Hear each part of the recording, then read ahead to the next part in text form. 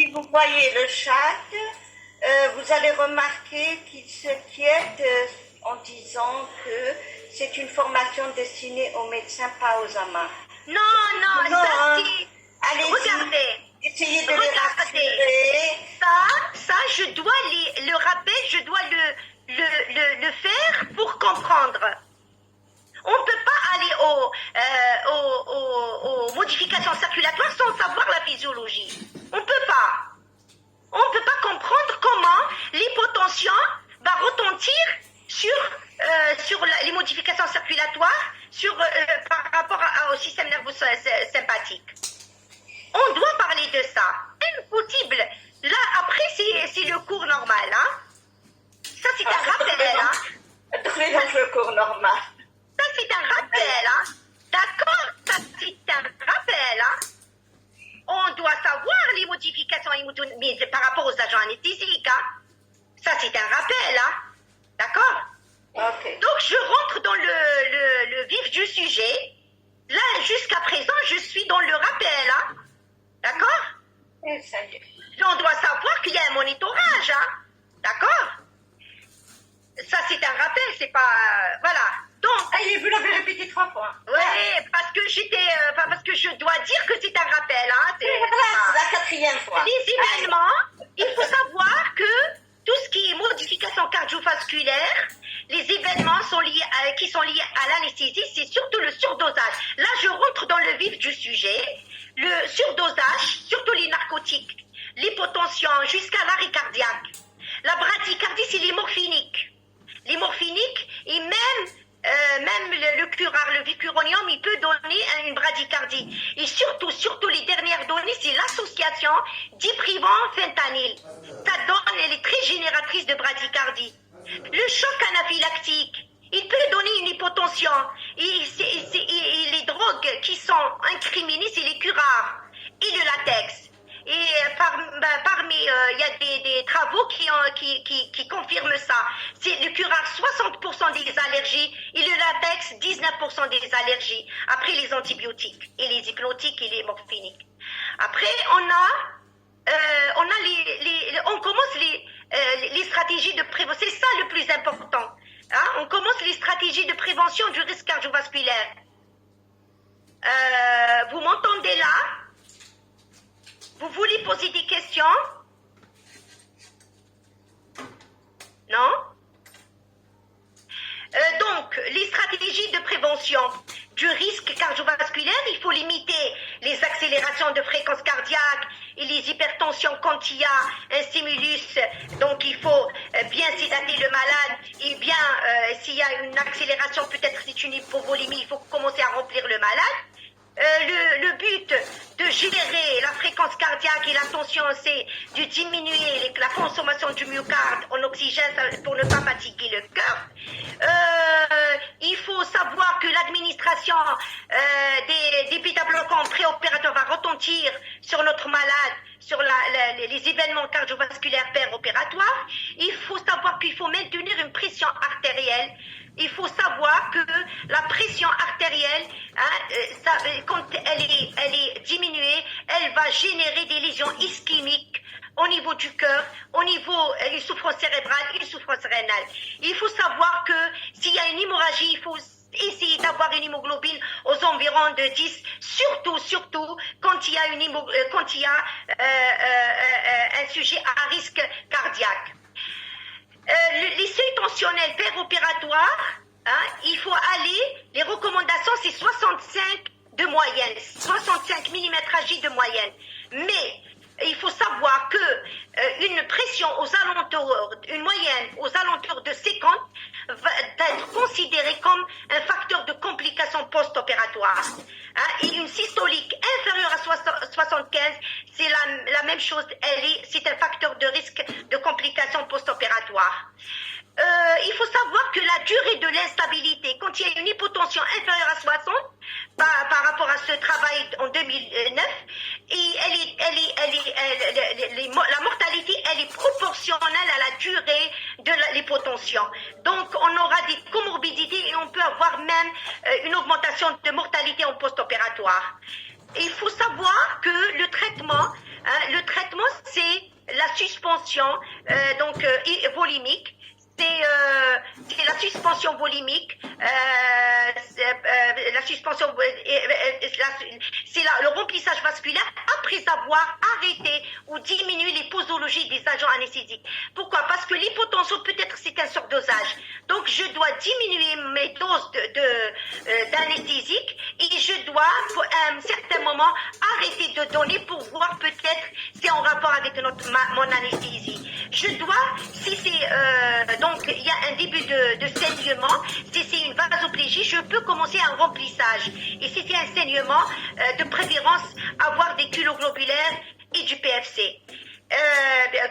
Surtout, je commence par les culoglobulaires pour avoir une bonne hémoglobine, parce que l'hémoglobine, c'est le transporteur d'oxygène. Je dois avoir les 10 d'hémoglobine. L'administration de médicaments vasoconstricteurs, elle va être en dernier, mais il ne faut pas hésiter à commencer l'administration de vasoconstricteurs. Pourquoi? Pour gagner du temps et pour ne pas avoir d'hypotension qui traîne dans le temps. Il faut savoir que le remplissage, il faut le titrer, parce qu'il y a les cardiopathes qui vont être, à partir des recommandations 2013, il faut titrer par rapport au scope, puisque dans le scope, on a le débit cardiaque. Il faut titrer le remplissage. Il faut savoir qu'il y a une deuxième méthode de prédiction. Je fais un test et je vois est-ce qu'il y a une réponse.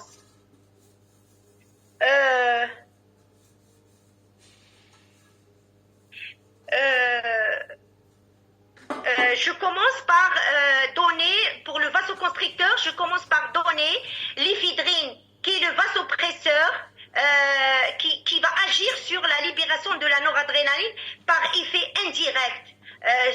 Je veux dire par effet indirect sur la vasoconstriction sur le vaisseau.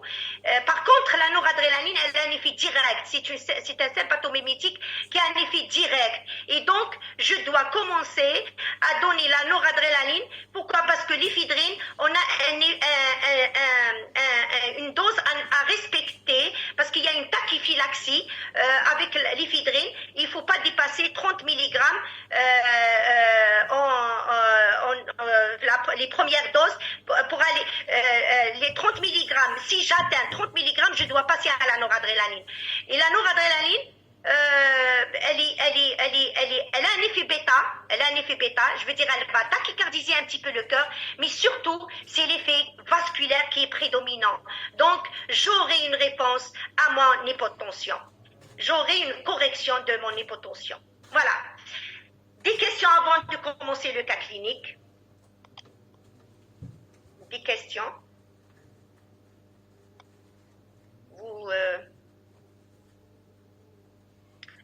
S'il y a des questions? S'il y a des questions?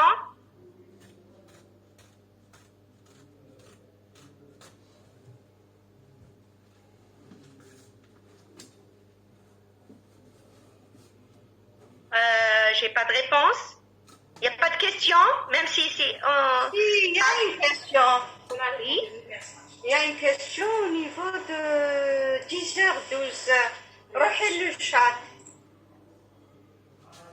Alors, ils vous disent si l'association du protocole et du fentanyl, le diprimant, le propofol avec le fentanyl. Je vais vous dire... Oui. Provoque une bradycardie, quel protocole qu'on peut utiliser.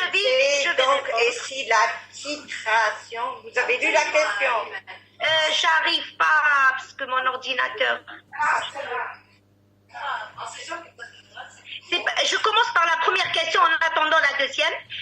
Il faut savoir que les 10 dernières années, on utilise le propofol d'une manière régulière au bloc opératoire. Avant, on utilisait le thiopental, on utilisait de temps à autre l'étomidate, les benzodiazépines, la kétamine, quand il y a une hypotension, la kétamine. Il y avait le gamma-OH à un certain moment qui était enlevé du marché. Et donc, l'expérience on peut dire des 20 dernières années, l'expérience du propofol a fait pratiquement le réveil, le bon réveil, la gestion circulatoire péropératoire a fait que c'est un anesthésique qui était pratiquement utilisé en première intention, surtout chez le sujet qui n'a pas de tare cardiaque. Et donc, ils ont remarqué quand les morphiniques, ils sont seuls. On a une bradycardie parce qu'à un certain moment, on faisait l'anesthésie analgésique. On pouvait donner même des doses très importantes de morphinique et on avait une bradycardie, mais elle était gérable. Mais avec le diprivant, déjà il y avait la pharmacovigilance les derniers temps, avec le diprivant, ils ont remarqué que l'association fentanyl, dans tous les blocs opératoires, l'association fentanyl-diprivant est très génératrice de bradycardie très sévère. Pourquoi le mécanisme? C'est les morphiniques, ils agissent sur ils peuvent provoquer une hypertonie vagale, donc ils agissent sur le vague, sur le parasympathique, et donc on aura par stimulation exagérée du parasympathique, on aura une bradycardie. En parallèle avec l'association diprivant, qui n'a pas un effet direct sur le vague, mais l'association, c'est une observation, l'association a fait que dans la littérature, ils ont communiqué que l'association, elle est très génératrice de bradycardie sévère. C'est pour ça il ne faut pas, si on a une bradycardie en association avec les morphiniques, essayer de ne pas donner de fortes doses de diprivant ou associer un autre narcotique ou bien sûr avec le sévoflurane, faire le maintien avec le sévoflurane. Donc pour minimiser de donner trop en péropératoire le diprivant parce que l'association, elle est génératrice de bradycardie sévère. Surtout, parce que les dernières années, on a une alerte de la pharmacovigilance. Donc cette association était enregistrée, elle était communiquée par les sociétés savantes. Voilà. La deuxième question? Vous avez trouvé l'affaire, vous ne pouvez pas Non, lire. vous me donnez la deuxième question, j'arrive pas. L'explication est rapide. Parce qu'il n'y a pas des abréviations que j'arrive pas. MPD. Allez, vous me dites, je vais de microphone, on participe que par commentaire. Ça c'est clair. Vous êtes obligé parce qu'il y a beaucoup de bruit. Ça c'est. Si aucune alternative n'est disponible, quel est le protocole approuvé? Le protocole 2. C'est quoi le protocole 2? Non, avant le protocole, la question avant le protocole, la phrase avant. Si aucune alternative, c'était par rapport à la question. Non, le diprivant, il reste un hypnotique de choix. On a un réveil sur place. On arrête la perf ou la seringue électrique, le malade il se réveille. Donc l'hypnotique, il reste, le diprivant, il reste l'hypnotique de choix.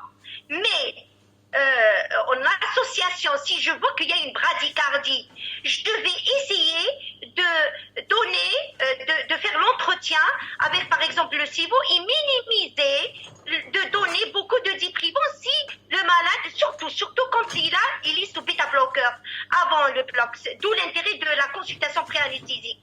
Donc si je sais que le malade il était déjà sous bêta-bloqueur et je démarre avec 50 de fréquence cardiaque, donc je vais essayer de ne pas accentuer la bradycardie en donnant que le diprivant. Je peux le remplacer par l'étomidate, par exemple. Je peux le remplacer par une autre molécule, hein, mais je peux l'utiliser sans donner trop, sans surdosage, sans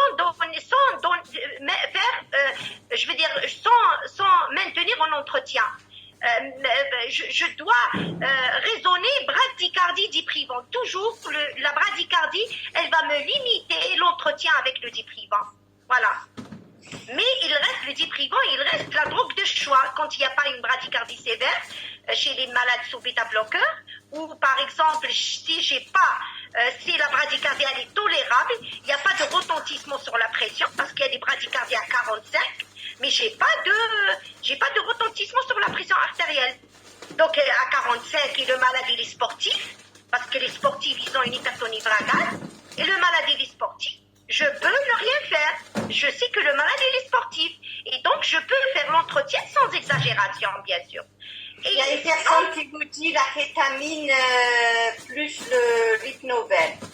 Oui. Et pourquoi pas la kétamine ou Oui, les il y a des indications pour la kétamine.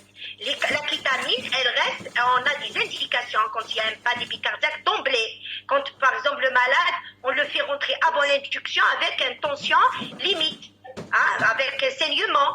Là, je peux commencer la kétamine. Mais la meilleure drogue qui me donne un réveil, je veux dire, rapide, et la gestion hémodynamique, elle est très... Il faut savoir que la kétamine, elle a un effet tachycardisant, d'accord? Donc je peux, parce que on peut faire, je veux dire, une co-induction, une co-entretien.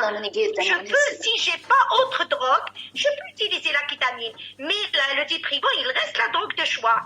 Sauf si j'ai des contre-indications, ou j'ai une bradycardie sévère, ou j'ai une hypotension, vraiment une tension précaire, là, je peux passer à la kétamine. Mais sinon, elle reste une drogue de choix pour la stabilité et pour la gestion post-opératoire et pour la rapidité de l'extubation. Alors, il y a Wedrio qui vous dit donc le diprivant Le diprivant, oui, est un hypnotique de choix. Oui, c'est depuis, on peut dire 2000, il était trop cher.